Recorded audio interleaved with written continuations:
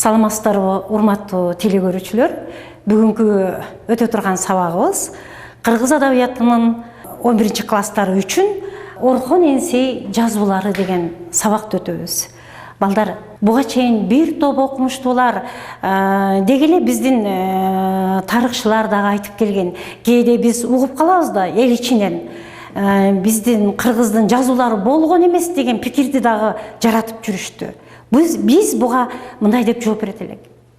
Дүйнө жүзүндөгү байыркы элдерди алып караганыбызда, жазуусу болгон өлкөлөр эң байыркы элдерге кирген. Мына ушу жазуусу бар байыркы элдердин катарына кирген кыргыздардын жазуусу Орхон Энисей жазуусу болгон. Эми ойлоп көргүлө.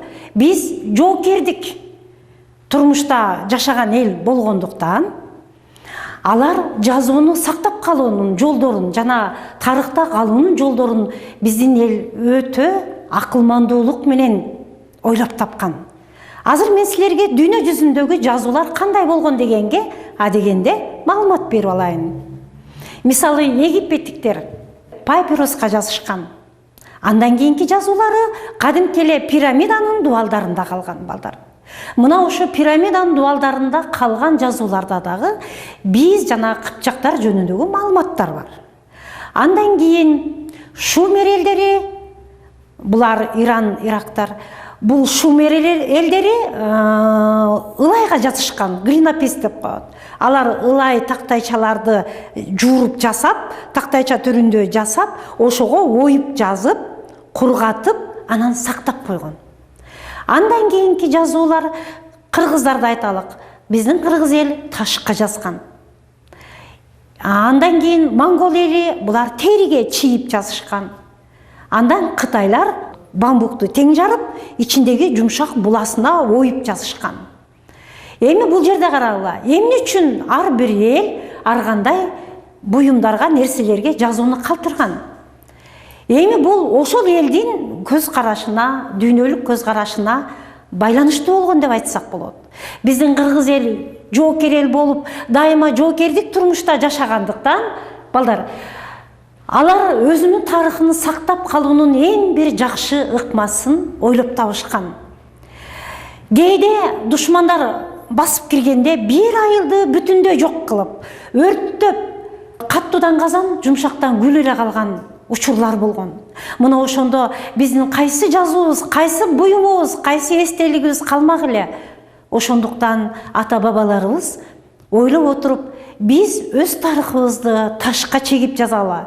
Болбосо биздей баатыр бабаларым билбей калат деп, алар ташка чегип оюп жазууну өздөштүрүшкөн. Эми Орхон Энисей жазуулары, балдар, мына ошол ташка чегип жазган биринчи биздин жазмаларыбыз десек болот. Бул жазма 200 жылдай өмүр сүргөн. Кийин эмне үчүн колдонбой калдык деген суроолор силерди кызыктырат да, туурабы? Колдонбой калганыбыздын себеби, андан кийин ислам келип, исламдын таасири менен кыргызча эле оюбузду араб тамгасы менен жазып калдык. Ошон үчүн бул жазуу колдонуудан чыгып калды, балдар. Эми мына ушул Орхон Энисей жазуулары биздин Энисейде жашаган бабаларыбыздын баштаган жазуулары. Таштагы жазуулар кантип табылган деген дагы бир кызык окуяны айтып берейин, балдар. Бизге Петр биринчи абдан жакшы нурун чачып кетти десек болот. Петрдун тушунда, балдар. Ал дайыма Европанын маданияты менен жашай билген кыйын реформатор падыша болгон эмеспи? Ал орустарды абдан күчтөнтүп державага айланткан кыйын реформатор падыша болгон. Ошондуктан ал аскерине атайын Европанын эрежелерин киргизип турган. Бир күнү Финляндиянын бир офицерин колго түшүрөт. Ал офицери Йоган Стреленберген деген офицер болот. Аны карагай кыйганы сүргүнгө айдайт. Сүргүнгө Энисейге айдайт, балдар. Мына ушул Энисейде тиги карагайды кыйып, антип минтип иштеп жүрүп, балдар, бир күнү эс алууга чыгат. Эс алууга чыкканда мындай байкаса, ар бир жердеги эле бийик таштарда же кандайдыр бир томпойгон чоң таштарда иероглифтер турганын көрөт, жазылып турганын. Ал эмне жазуу экенин такыр түшүнбөйт.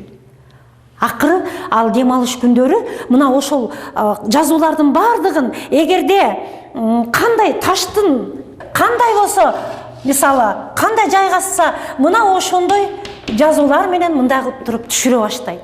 Эгер тоголок болсо тоголок формасындагы, мындай болсо мындай формасындагы бүт кагаз бетине түшүрө баштайт.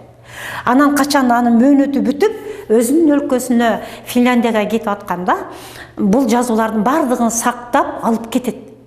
Андан кийин анан өзү ушунчалык маалыматтуу болгондуктан дүйнө жүзүндө чыгуучу илим-поздордун журналына бүтүндөй жарыялайт. Мен бул таштагы сырдуу жазууларды байкадым деп. Ошондон улам бул руна жазуулары деген атты алып калды балдар. Себеби руна деген сөз Дания тилинен жашыруун сыр дегенди түшүндүрөт экен. Жашыруун сыр дегенде. Ошондуктан биз руна жазуулары же Орхон Енисей жазуулары деген аталыштарды алып жүрөт. Руна жазуулары мындайча айтканда 6-9 кылымдарга таандык балдар. Эми ушул жазууларыбызды окумуштууларыбыз 6 версия менен караптыр балдар. Бирөө айтыптыр, бул биргелешкен түрк жазуулары деп. Ал эми бирөө айтыптыр, жок, бул кыпчактардын жазуусу деп. Бирөө айтыптыр, бул уйгурлардын жазуусу деп. Дагы бир версия айтыптыр, бул орток түрктөрдүн жазуусу деп. Мына ошондой талаш тартыштардан улам кийин бизде эң чоң жакшы летопись Кытайда сакталгандыктан алар Кытайга суроо жөнөтүшөт. Кытайда билесиңер Сымасяндын 40 томдугу сакталат. Мына ошол 40 томдукта алар даана белгиленген бул кыргыздардын жазуусу деген баян менен маалыматты такташат. Мына ошентип биз руна жазууларды же Орхон Енисей деп аткан жазууларыбызды Кытайдан тактап, бул кыргыздарга гана таандык экендигин билип, андан кийин бул жазууларды чечмелөөгө өттүк. Азыр балдар кимдер чечмеледи? Же кантип биз ушул иероглифтерди биз жандырып кайра bundan биз маалыматтарды алдык дейбиз. Бул боюнча бир канча илимдер жакталган балдар. Биринчи эле биздин азыркы кезде көзү тирүү Абдыразаков деген окумуштуубуз бул жөнүндө илим жактаган. Мына ошонун илимине таянып карасак балдар, ушул эле жазууларды экиге бөлүп караган. Биринчи бөлүгү балдар поэтикалык саптардан турат, кыска-кыска, экинчи бөлүгү узун саптардан турат деп айтылат. Поэтикалык саптар балдар кадимки эле биздин айтылып жүргөн азыркы дастандар, ал эми анын ичинен макал лакаптар бар. Ошол эле макал лакаптардын ичинен эр жигит эл четинде, жоо бетинде, ат өлгөн жерде жол бүтөт, ат аяган жөө калат деген ошол кездеги социалдык турмушка байланыштуу жакшынакай макалдар, бүгүнкү күнгө чейин жашап келаткан макалдардын түпкү жазуулары чыгат. Ал эми узун жазууларында балдар, узун жазууларында ошол учурдагы биздин баатырлар Илтерис каган, Билге каган, Култегин, Барсбек деген кагандар жөнүндөгү баяндар жазылган. Тарыхый баяндар, тарыхый маалыматтар жазылган. Мисалы, мындай деген бир жазуу бар: мен кыргыз элинин баатырымын, мен Онок элиненмин. Онок деген уруусу балдар. Онок элиненмин.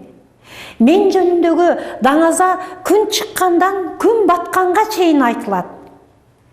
Менин 2 балам жоодо жүрөт. Мен ал балдарым келгичекти өлүп калам го. Балдарым, элиңерге кызмат кылгыла, падышаңарга баш ийгиле деген нуска керез сөзү жазылган, маалымат которулган.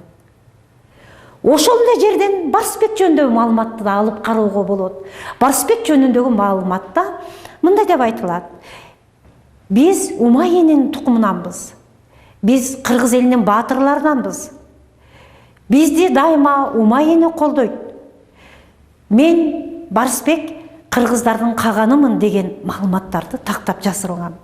Эми балдар, Барсбекти өлтүргөн түндө тарыхта айтылат, Барсбектин сөөгү тагылбай калган деп. Эми ал абдан катуу айгышкан согуш болгондур, балким башы көзү буту бөлөк болуп калып таанылбай калгандыр, ким билет.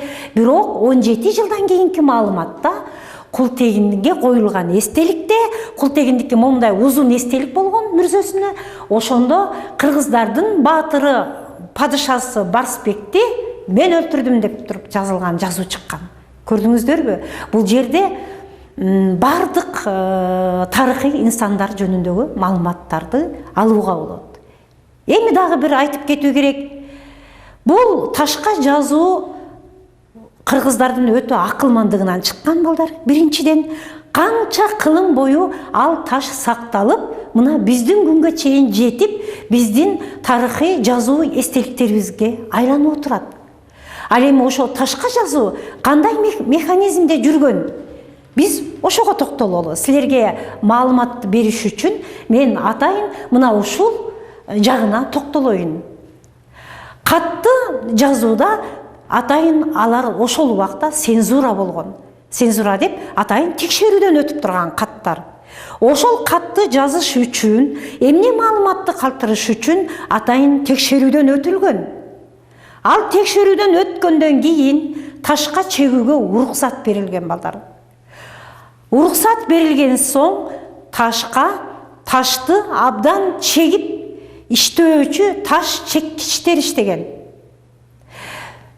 Бир алакандай маалыматты 3-4 ай деген аралыкта чегип иштеген. Мен силерге көргөзөйүн. Мисалы, момундай шиш катуу нерсе менен мынтип уруп отуруп, кырып отуруп, 1 сантиметр, 1,5 сантиметрге чейин оюп отуруп, андан кийин ар бир тамганы түшүргөн балдар. Бул деген канча кылым бою бул жазуу түбөлүккө калсын үчүн ушунчалык аракеттерди жумшаган. Ошон үчүн бир кичинекей маалыматты калтырыш үчүн 3-4 айга чейин таш чеккичтер чеккен балдар.